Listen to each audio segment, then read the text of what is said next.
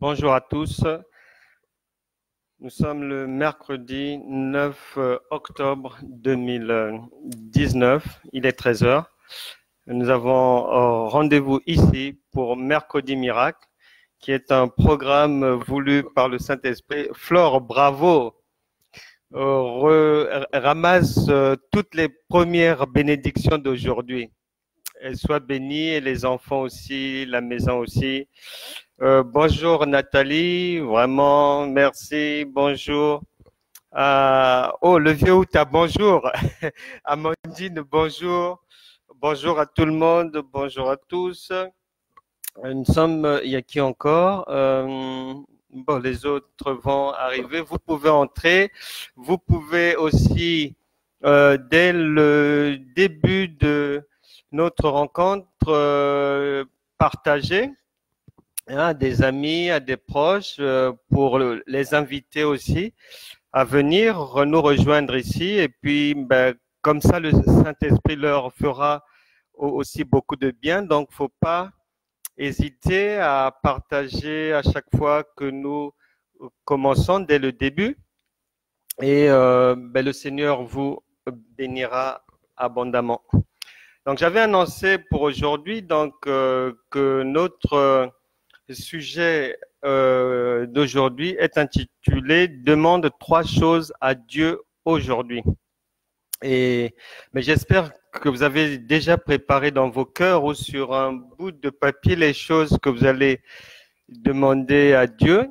Mais si je peux vous donner un conseil sur ce que vous pouvez demander à Dieu, vraiment ne demandez pas des petites choses, hein, demandez vraiment des choses conséquentes, c'est-à-dire si ce sont des choses que l'homme peut faire pour vous ou vous aider,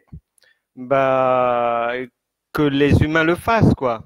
Mais là, nous sommes dans un programme quotidien de la demande à Dieu de nous venir en aide sur des tracasseries vraiment qui ont du mal à être solutionnées, sur des problèmes de taille, ce que l'homme ne peut pas faire pour nous, pour vous. Dieu va le faire. La Bible déclare les choses sont impossibles aux hommes, mais à Dieu tout est possible. Donc, dans vos 3 demandes, choisissez des choses vraiment qui en valent la peine, pour lesquelles la main de Dieu va vraiment agir et que tout le monde saura que là, c'est votre Dieu qui vous est venu en aide et non un être humain. On va y arriver tout à l'heure à ces demandes. Pour le moment, donc, venez avec moi dans le livre de Jean, chapitre 11. Le Saint-Esprit a voulu aujourd'hui qu'on puisse voir ensemble le chapitre 11 de l'évangile de Jean, très très important. C'est la résurrection de Lazare. Jésus-Christ se trouve quelque part. Marthe et Marie lui apportent la mauvaise information sur le décès de leur frère. Au lieu qu'il se précipite, comme nous les hommes, nous nous précipitons face à une situation, face à un danger, face à un problème. Mais Jésus-Christ a pris 4 jours pour arriver devant la tombe de Lazare, et aujourd'hui, le Saint-Esprit voudrait qu'on puisse se caler sur les versets 35 à 43 de Jean chapitre 11. Faisons la lecture. Alors, je choisis. Vieux Outa, tiens, Jean Patoucal, donc je suis sûr que tu as ta Bible devant toi, donc on va te suivre dans la lecture et je vais t'accompagner aussi. Jean 11, 35. Jésus pleura. Je précise que lorsque vous méditez, Jésus c'est vous, puisque le Jésus d'aujourd'hui c'est vous, puisque vous êtes habité par le Saint-Esprit, vous êtes le temple du Saint-Esprit, donc Dieu est avec vous. Psaume chapitre 82 verset 5 le précise bien, l'Éternel a dit, ne vous ai-je pas dit que vous êtes des dieux? Donc, cela n'a pas changé. Vous êtes toujours des dieux étant habités par le Saint-Esprit. Donc, vous pleurez. Vous pleurez parce que vous traversez une situation difficile. Vous pleurez peut-être parce que on vient de vous apprendre que vous êtes malade. Vous pleurez peut-être parce que vous allez avoir ce mois-ci du mal à joindre les deux bouts du mois. Vous pleurez peut-être parce que vous voulez aller quelque part dans un pays et on vous a refusé le visa. On a rejeté votre dossier, que ce soit à l'université ou que ce soit dans des démarches administratives, pour vous, ça coince. Et vous pleurez, et Dieu vous regarde, il sait que vous pleurez.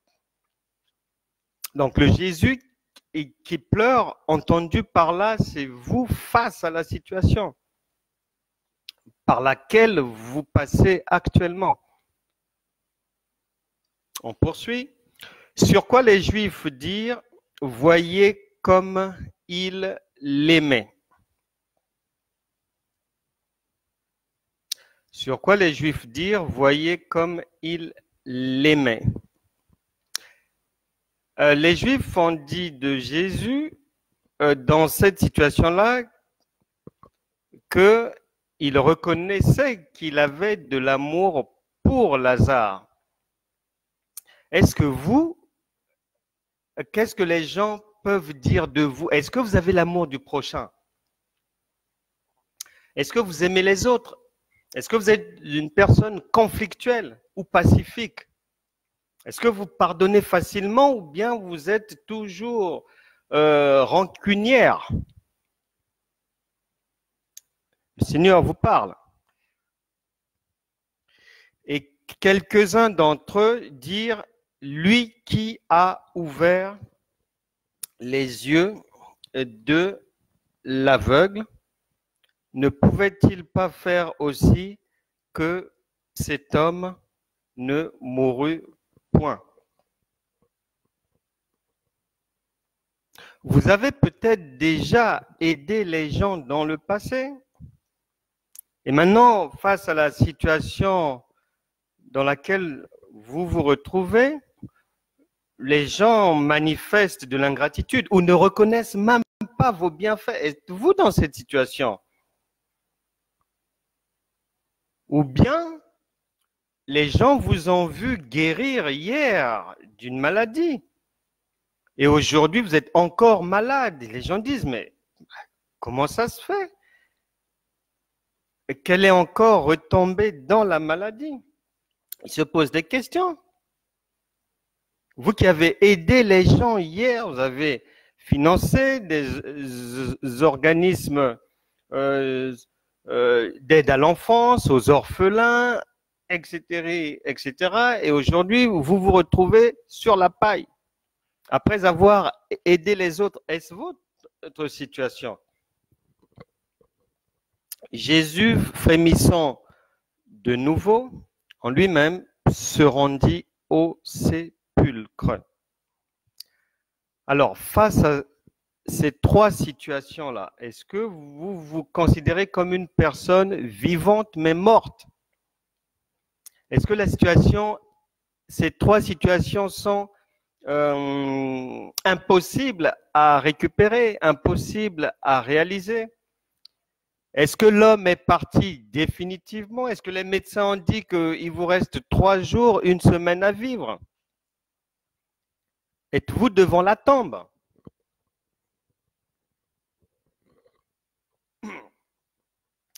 Est-ce que dans vos affaires, dans vos entreprises, vous êtes sur la rupture? Est-ce que le dépôt de bilan vous guette? Avez-vous perdu un client important pour vous retrouver devant la tombe? Et c'était une grotte et une pierre étaient placées devant. Mais sachez que même si vous rencontrez en permanence et depuis longtemps de l'opposition, que ce soit dans votre vie de couple, que ce soit au travail ou que ce soit même pour enfanter, Surtout vous qui êtes dans le monde des affaires. Est-ce qu'il y a des problèmes?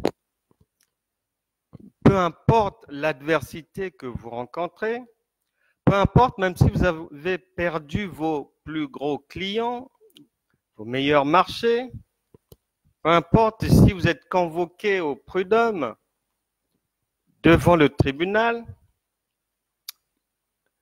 on peut se souvenir d'Isaac, qui était un entrepreneur, et à chaque fois qu'il entreprenait quelque chose, une activité, l'opposition se levait, les adversaires étaient nombreux, les ennemis étaient là pour enterrer son affaire, pour le faire couler.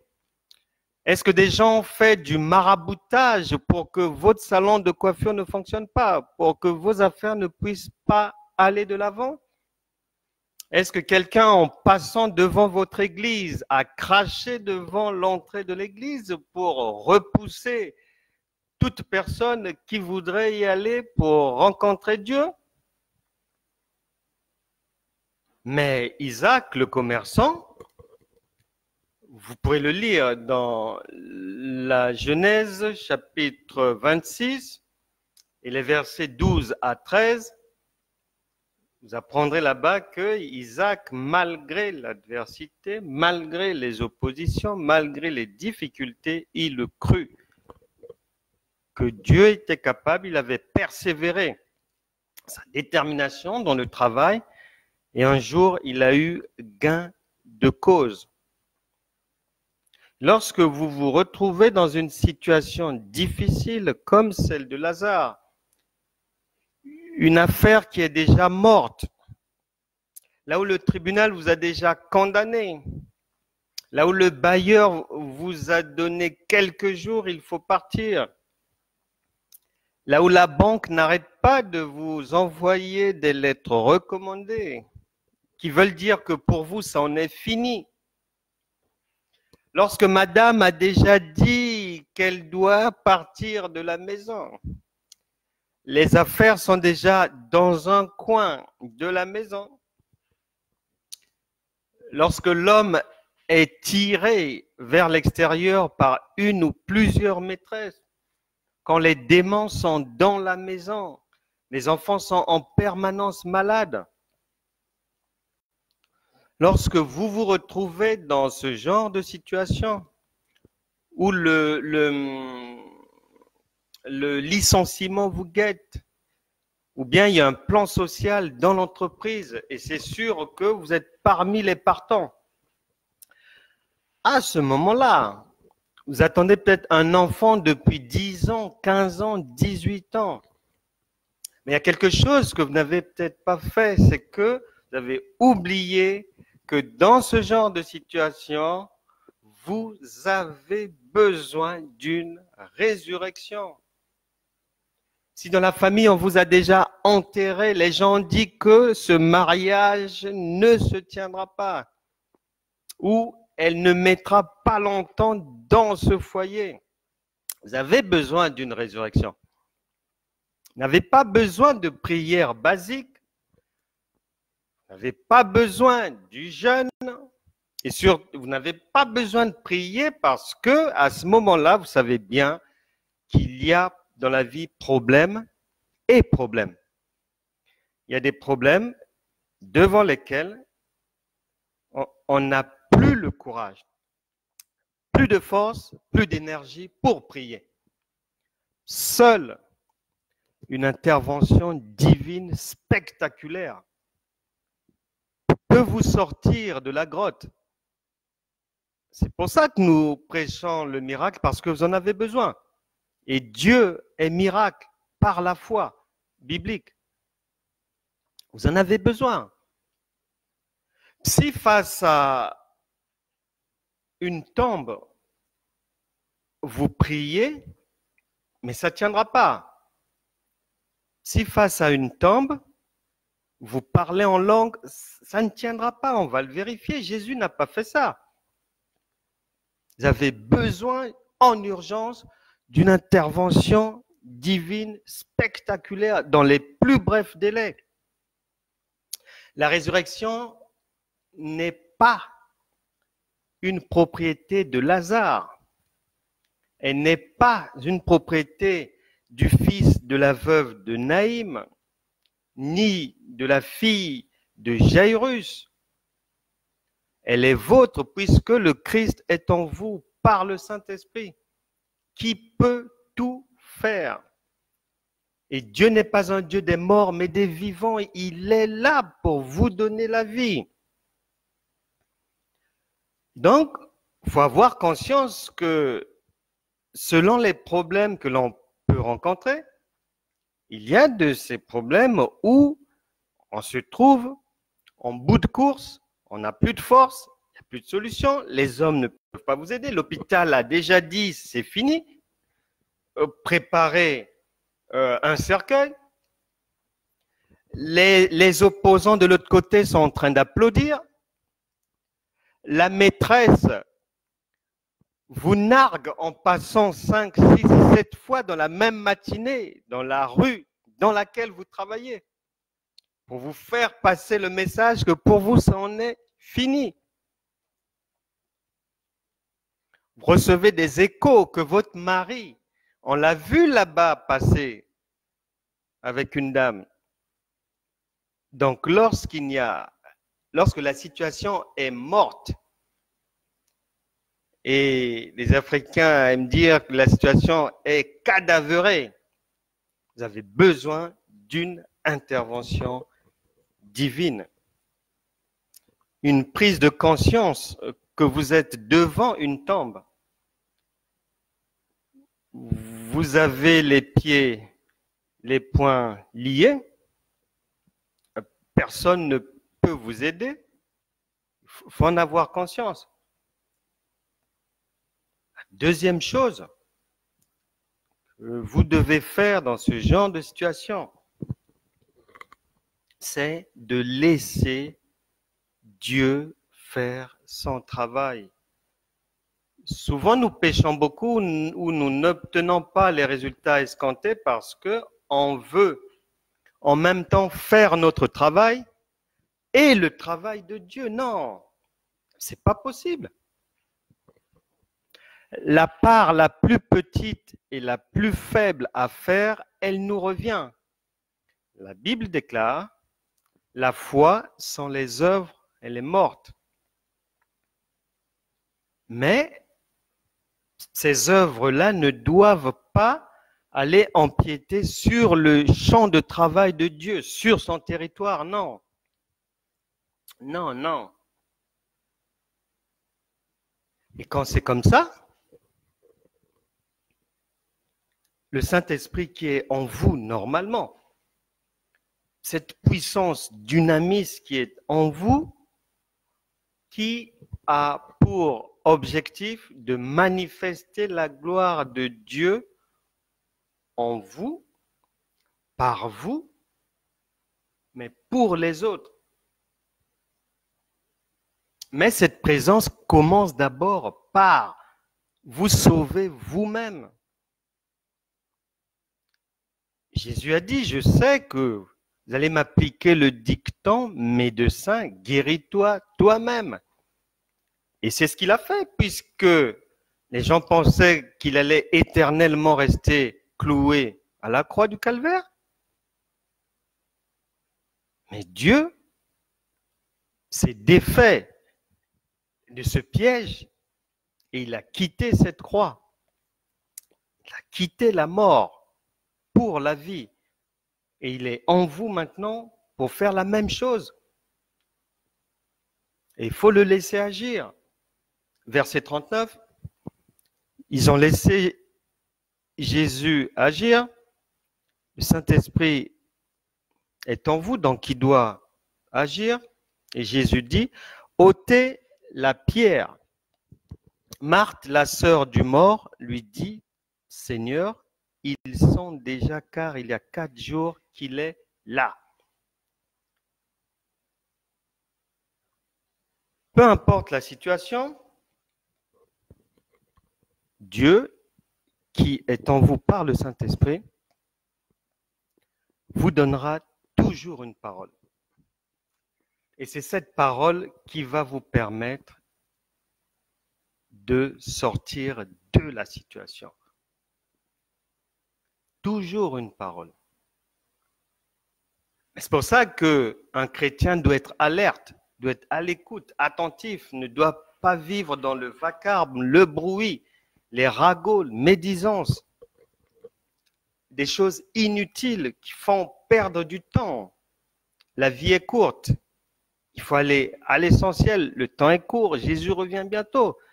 Qu'est-ce que vous faites dans les ragots, les racontards, le bruit, vacarme, les bêtises, les imbécilités?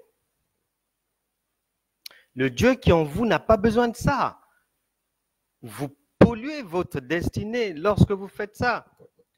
Et surtout là, vous voyez, malgré que les gens disaient que Jésus, oui, pourtant il avait ouvert les yeux des aveugles, mais il y a maintenant une situation et il n'y arrive pas, son ami est mort et tout. Mais vous n'avez pas vu Jésus répliquer. Donc le Saint-Esprit qui est en vous n'est pas là, n'est pas missionné pour répondre au ragot. Et surtout, c'est souvent les femmes qui ont beaucoup l'esprit de concurrence, que ça soit dans l'église ou à l'extérieur.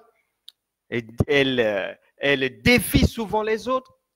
Que notre Dieu va leur prouver, notre Dieu va leur montrer, on va voir, patati patata. Non, dans le royaume de Dieu, il n'y a pas de concurrence.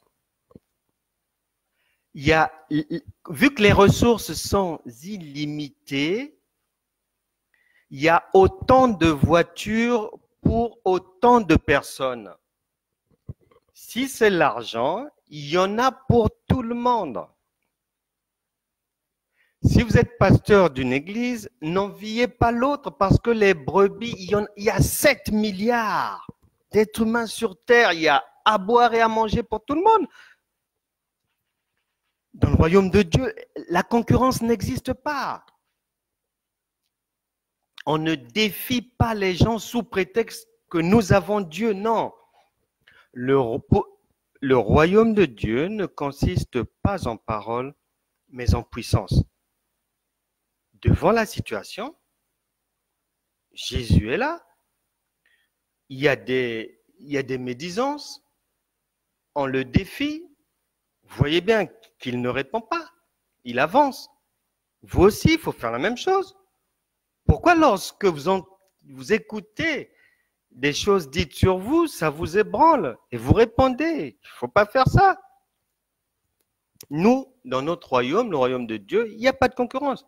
Chacun fait ce que Dieu lui a demandé de faire. Et pour les besoins, l'argent, maison et autres, nous marchons à base de Matthieu chapitre 6, verset 33. Cherchez premièrement le royaume et la justice de Dieu et toutes choses vous seront données par-dessus tout. Quand je dis toutes choses, c'est vraiment toutes choses. Femme, mari, enfant, argent, maison. Vous mettez tout ce que vous voulez.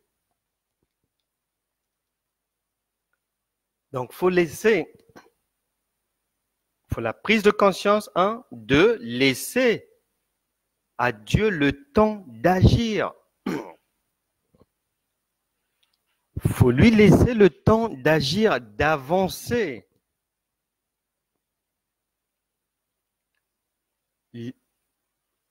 Vous aimez les hommes qui ont un gros ventre. Vous faites une requête de prière comme ça. Mais laissez au moins le temps à Dieu d'aller vous trouver quelqu'un qui a un gros ventre qui vous conviendra, sur lequel vous pourrez reposer votre tête. Il doit trouver la bonne personne. Si elle n'est pas dans votre quartier, laissez le soin au royaume de Dieu d'aller dénicher cette personne dans le quartier suivant, dans la ville suivante, même dans un autre pays, pourquoi pas. Si ça correspond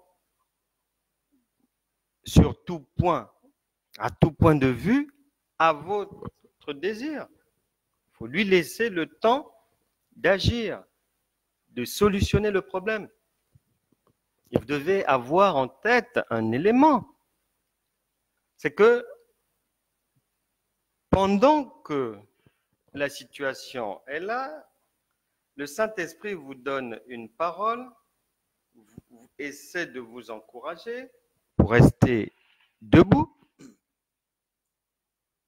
Ne vous attendez pas à voir le solutionnement de la situation avec vos yeux physiques, non, car Luc chapitre 17, verset 20, la Bible déclare que le royaume de Dieu ne vient pas de manière à éblouir les regards. Non, quand la main de Dieu travaille, vous ne pouvez pas la voir travailler.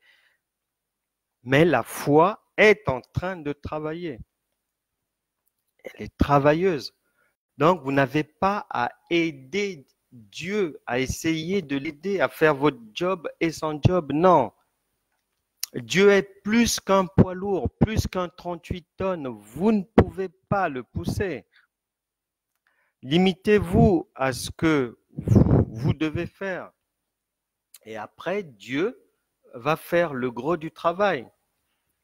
Et j'étais très content le jour où une femme d'un certain âge, elle avait bien, je peux dire, dans les 63 ans, par là, 62, s'était présentée dans mon bureau.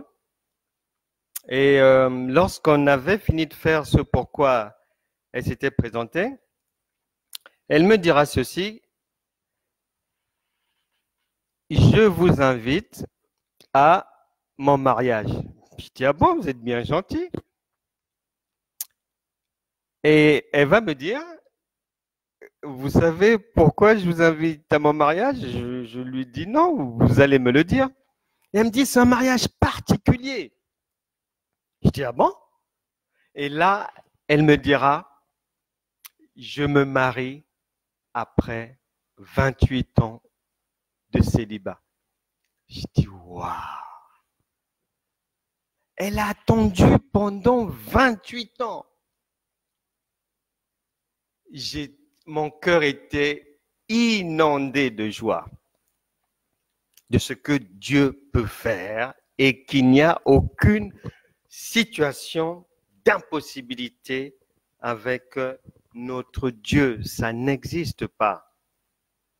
Et Dieu vous donnera toujours une parole. Et ici, dans cette situation, la parole arrive. Verset 40, Jésus lui dit, « Ne t'ai-je pas dit que si tu crois, tu verras la gloire de Dieu ?» Une fois que le Saint-Esprit te donne une parole sur ton cœur, te donne une parole en songe, te donne une parole par la méditation de la Bible, te donne une parole par une prophétie, quoi que ce soit, une parole de sagesse, une parole de connaissance, la boucle est bouclée, c'est terminé.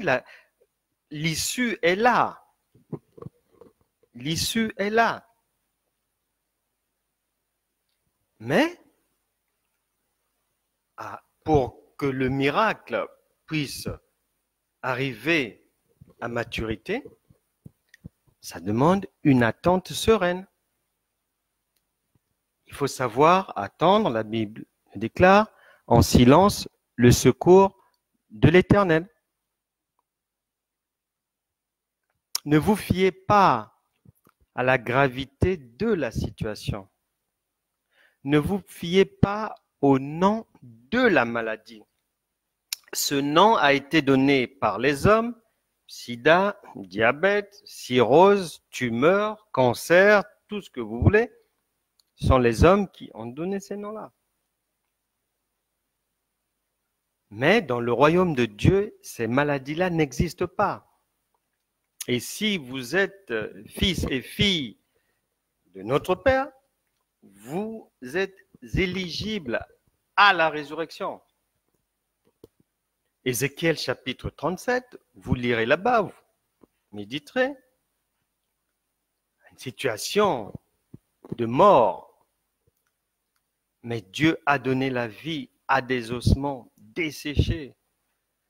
Votre situation est trop petite pour notre Dieu. Jean chapitre 5, verset 21. Romains chapitre 4, verset 17. Mettez cela dans votre logiciel de pensée sur le cœur. Dieu donne la vie aux morts. Et les morts dont on parle, ce sont les situations que nous rencontrons tous les jours.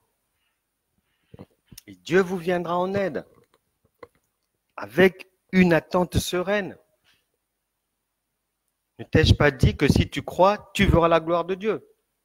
Ils ôtèrent, verset 41, ils ôtèrent donc la pierre et Jésus leva les yeux en haut et dit, Père, je te rends grâce de ce que tu m'as exaucé. Vous voyez que vous êtes déjà exaucé puisque ce Jésus-là est en vous par le Saint-Esprit. Il vous parle maintenant. Il parle. Il remercie Dieu. Donc vous devez remercier d'avance Dieu. Aujourd'hui, nous n'aurons pas là, vous voyez bien, est-ce qu'il y a eu un parler en langue ici? Non. Est-ce qu'il y a eu le jeûne ici? Non. Est-ce qu'il y a eu la méditation de la parole ici? Non. Est-ce qu'il y a eu la prière ici? Non. Donc aujourd'hui, nous n'irons pas loin. On n'ira pas par 36 chemins. Nous avons besoin d'être exaucés maintenant et c'est déjà fait. Dieu lui-même le dit. Et il complète pour moi, verset 42, je savais que tu m'exauces toujours, toujours, toujours. Dieu nous exauce toujours. Si la situation est là et que la solution n'arrive pas ce matin, elle arrivera certainement demain matin. Elle arrivera certainement après-demain. Elle arrivera certainement au plus tard, 4 jours, comme ici. Mais nous allons ôter la pierre maintenant et Dieu va le faire. Retenez donc que vous êtes déjà exaucés. Et le Saint-Esprit ne veut pas que vous puissiez débattre avec les gens, ça ne sert à rien. Ni avec les incroyants, ni avec les chrétiens incrédules. Laissez-les. Gardez votre foi, demeurez dans la foi, puisque vous avez déjà l'assurance que Dieu vous a déjà exaucé. Dieu n'est pas un homme pour mentir. Même si on a dit que l'enfant dans le ventre est trisomique 21, des choses comme ça, ils aiment sortir pas mal de choses pour décourager les gens. Et puis, le diable et ses démons essaient de jouer des tours aux gens. Mais ne cédez pas à cela. Aujourd'hui, Dieu ordonne votre délivrance. Verset 43. Ayant dit cela, ayant dit donc, verset 42, que pour moi, je savais que tu m'exauces toujours, mais j'ai parlé à cause de la foule qui m'entoure, afin qu'ils croient que c'est toi qui m'as envoyé. Donc, ne vous occupez pas du charabia des gens autour de vous, de l'incrédulité et tout. Restez dans la foi. La foi, c'est croire en ce que Dieu a dit, Dieu a promis. Pourquoi est-ce que la foi en Dieu est essentielle? C'est tout simplement parce que lorsque l'homme promet, lorsque l'homme dit, lorsque l'homme donne, c'est dans un futur. Mais notre Dieu, son futur est passé. Lorsqu'il te donne la promesse, elle est déjà faite. Elle existe déjà dans le monde spirituel. Et les mois, les années, les saisons vont travailler par la foi, dans la foi, pour rendre maintenant la promesse visible à l'œil nu et palpable. Et je disais donc, un besoin de prise de conscience qu'on a besoin d'une résurrection face à ces situations-là, ces trois situations que nous allons traiter aujourd'hui. Laisser à Dieu le temps d'agir jusqu'au bout sans entraver son bras. Une attente sereine et croire que vous êtes déjà exaucé parce que lorsque Dieu a parlé, il dit, si tu crois, tu verras la gloire de Dieu. Donc, quand il parle, c'est déjà fait. Et enfin, le Seigneur, il arrive, ayant dit cela, il cria d'une voix forte, Lazare, sors. Et le Saint-Esprit dit, sors de cette situation. L'ordre est donné et Dieu veut vous délivrer maintenant. La délivrance est pour vous. Dieu fait des miracles incroyables. Je connais une dame qui s'est retrouvée un jour dans une forêt qu'elle ne connaissait pas. Et elle devait traverser cette forêt. Et à un moment donné, à 10 mètres devant elle, apparut un immense gorille, 250, 300 kilos. Elle a pensé à Christ. Dieu lui a donné une parole qu'elle a sortie. Elle a parlé et elle a vu le gorille lui tourner le dos et aller avancer dans un sens opposé au sens de sa direction. Et cette femme est encore vivante aujourd'hui, avec un témoignage poignant de la grandeur de Dieu. Elle a vu la main de Dieu lui venir en aide. Je connais une femme, mère de 5 enfants. Elle était seule. Mais la pensée collective dans ce cas-là, 5 enfants, célibataires, c'est se dire, mais qui va me prendre avec que toute cette charge? Mais elle avait la foi, elle s'en remettait à Dieu. Et un jour, un homme qui cherchait une épouse a demandé à Dieu une épouse. Et cherchant une église, à un moment donné, il s'est retrouvé donc dans la même assemblée que cette dame. Ils ne se connaissaient pas. Et un jour,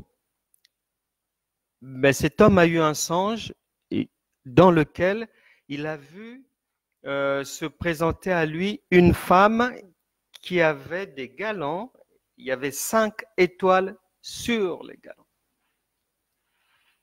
Les jours passent et de fil en aiguille, il fait la connaissance de cette dame célibataire avec 5 enfants. Et lorsque la femme lui dira que j'ai 5 enfants, immédiatement Dieu lui a ramené le songe dans la tête.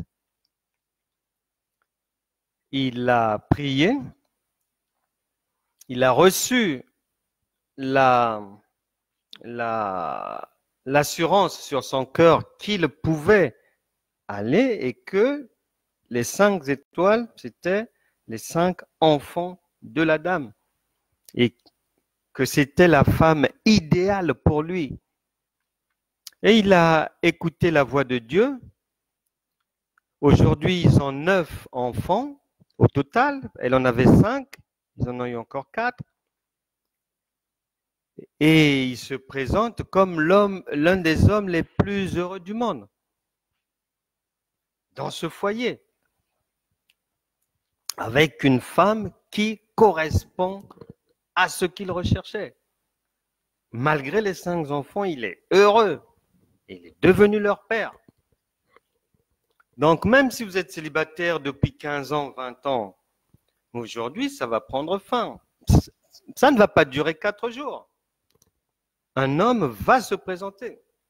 Vous allez recevoir un appel spécifique, une rencontre dans une rue, dans un magasin, un bon courrier pour mettre fin à la chasse des huissiers contre vous. C'est aujourd'hui et pas demain. Pour aujourd'hui, nous allons finir par le témoignage suivant. Un jour, un homme de Dieu qui vit en Afrique avait été invité en Colombie par des pasteurs pour une conférence. Dans son pays en Afrique, il n'y a pas l'ambassade de la Colombie. Et les faits que je vous relate se sont produits il y a quelques années.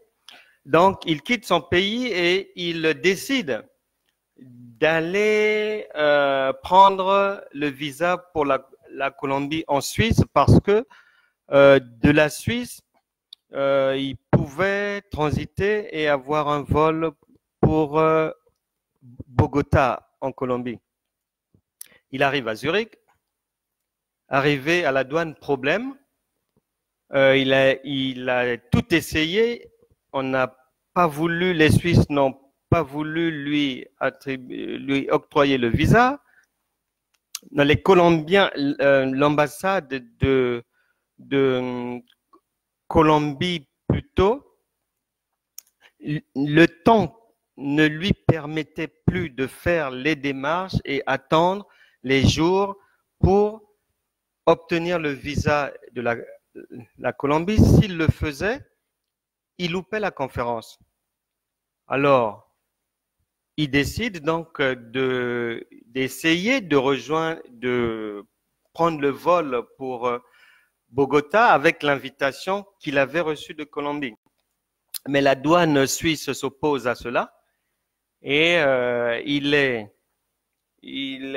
obligé d'aller errer dans l'aéroport. Il appelle le pasteur qu'il avait invité à la conférence, lui explique la situation. Le pasteur en question explique la situation à son fils. Ils disent à l'homme de Dieu qui est à Zurich, attends, nous allons prier, on va voir ce que le Seigneur va dire dans cette situation. Alors, ils vont se mettre à prier et pendant qu'ils étaient en prière, la main du fils du pasteur a commencé à chauffer, à brûler. Il s'est exclamé, il regarde sur la main un numéro de téléphone et il le dit à son père. Et ils reconnaissent que c'est un numéro de la Colombie, numéro colombien. Et ils décident de faire le numéro. Et lorsqu'ils font le numéro, au bout du fil, c'est le président de la République, Uribe de l'époque, qui répond et qui leur demande qui leur avait communiqué ce numéro parce que ce numéro, il l'utilisait uniquement avec ses homologues chefs d'État étrangers. Et là, le pasteur va expliquer l'histoire. Et le président Uribe sera convaincu sur le champ qu'il n'y a que Dieu qui a pu leur communiquer sa ligne directe de contact avec les chefs d'État étrangers. Il appelle son ministre des Affaires étrangères, lui donne des instructions. Ben, ce dernier joint leur ambassade en Suisse qui envoie des téléx et autres au ministère des Affaires étrangères suisse disant qu'il y a un invité du chef de l'État colombien qui est en transit et il se trouve dans l'aérogare de l'aéroport de Zurich et qu'il est attendu d'urgence par le président et que les Suisses devaient le mettre dans le vol pour Bogota dans les plus brefs délais. Et les Suisses vont obtempérer. Il est mis dans le vol, il arrive. Le président avait envoyé son protocole aller le chercher. Donc, durant tout le séjour de la conférence, il devient l'invité du président. La conférence se déroule bien. Et le jour où il doit quitter Bogota, au lieu de prier pour le président, par la foi, l'homme de Dieu africain lui dit, président, donnez-moi, indiquez-moi 3 choses que vous voulez que Dieu fasse pour vous. Donc, le président Uribe, c'était en 2005, lui donne l'indication sur les 3 choses. Il avait demandé la fin des hostilités avec les FARC et la libération d'Ingrid de Betancourt, qui était otage des FARC. Il avait demandé à Dieu de le reconduire à son poste parce qu'il voulait se représenter. Et la 3e chose était quelque chose de privé. Et l'homme de Dieu n'a pas relaté ce qu'il y avait dans cette 3e demande. Bref, 3 demandes. L'homme de Dieu quitte la Colombie et quelque temps après, c'est le président Uribe qui l'avait appelé pour lui dire que les 3 choses s'étaient accomplies. Dieu avait honoré son serviteur, il avait tenu parole, il s'était vraiment glorieusement manifesté et le président colombien de l'époque, Uribe, avait vraiment vu la main de Dieu, miracle de Dieu. Le pasteur et son fils avaient vu l'intervention divine spectaculaire dont vous avez besoin maintenant. Dieu peut intervenir de toutes sortes de manières. Il ne faut pas le limiter. C'est pour ça que d'entrée de jeu, je vous disais de demander des choses qui en valent la peine. Pas de vous soigner d'un rhume ou quoi, des migraines. Non, ça c'est l'hôpital, ou bien vous prenez du thé, je ne sais pas, vous mettez de l'âge, je ne sais pas quoi, du citron ou quoi, du miel, et c'est réglé. Mais là, nous avons besoin de difficultés, de problèmes qui vous ont déjà enterré. Parce que là, Dieu veut enlever la grotte. Dieu veut enlever la grotte. Il y a le président Kennedy a dit ceci, tant qu'un homme est en esclavage, les hommes ne sont pas libres. Tant que vous serez en esclavage, vous ne serez pas libre. Satan doit vous lâcher, les démons doivent partir, la maladie doit partir, la situation doit dégager parce que le Seigneur a dit, si vous dites à cette montagne de partir, elle va se déplacer. Et le philosophe Périclès a dit, il n'est point de bonheur sans liberté, ni liberté sans courage. Vous avez droit à la liberté, vous devez être libre pour jouir de la vie, puisque le Christ est venu vous la donner, sans réserve, en abondance. Jean chapitre 16, verset 24, demandez et vous recevrez afin que votre joie soit parfaite.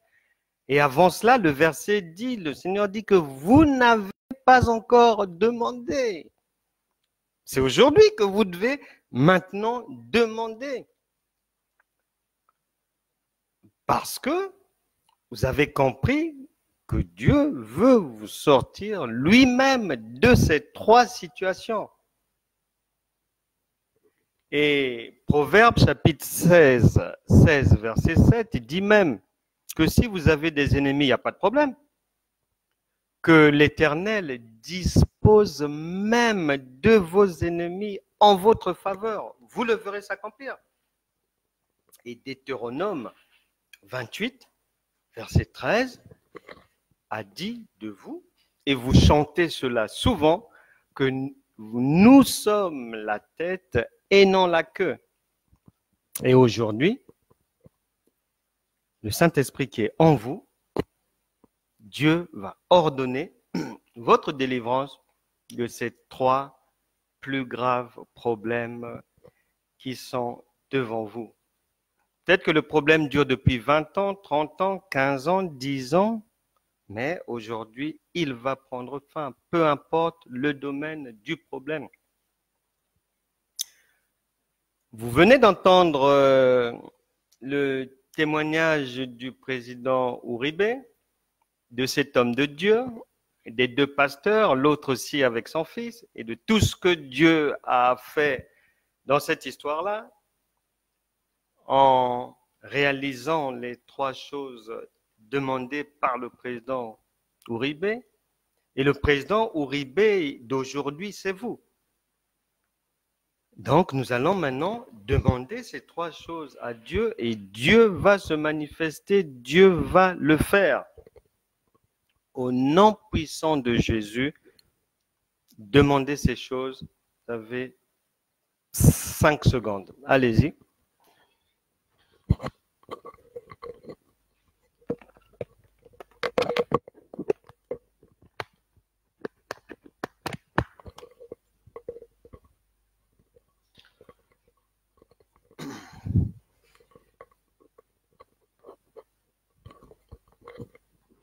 Alors, les 3 choses ayant été demandées, j'espère que ce ne sont pas des choses qui peuvent poser problème à l'homme ou à Dieu.